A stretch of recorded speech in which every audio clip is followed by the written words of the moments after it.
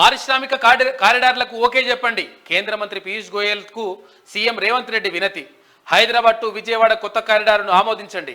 Hyderabad Nagpur corridor కు final permission కావాలి. National design centre, mega leather park IIHT మంజూరు చేయండి. Mega textile park green field హోదా కల్పించాలని విజ్ఞప్తి. సానుకూలంగా స్పందించిన పీయూష్ గోయల్.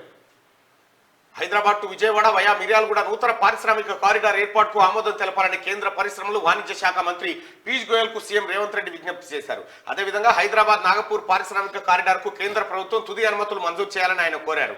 కేంద్రం తుది అనుమతులు మంజూరు చేస్తే రాష్ట్రానికి 2300 కోట్లు విడుదలైతాయని వివరించారు.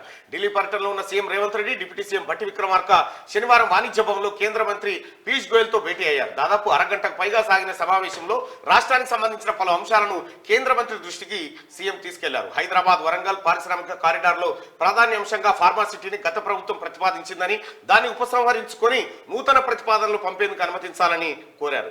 ఇక NID లెదర్ పార్క్ పై యూపీఏ ప్రభుత్వ హయాంలో హైదరాబాద్ కు నేషనల్ డిజైన్ సెంటర్ మంజూరైందని, నాటి కేంద్ర మంత్రి ఆనంద్ శర్మ దానికి శంకుస్థాపన చేశారని సీఎం రేవంత్ రెడ్డి గుర్తు చేశారు.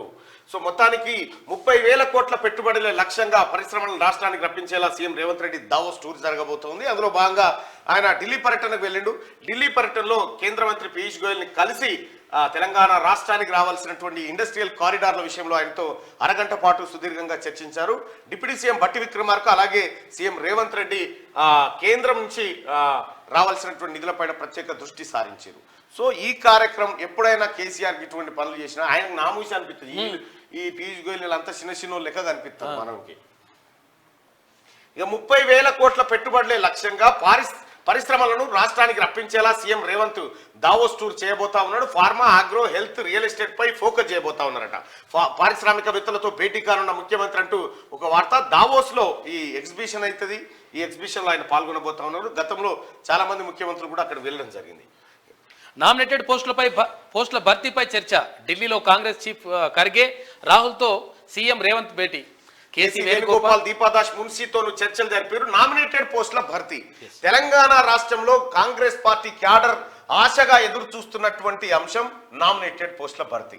సో ఇప్పటికే మార్కెట్ కమిటీలన్నీ రద్దు చేసిరు.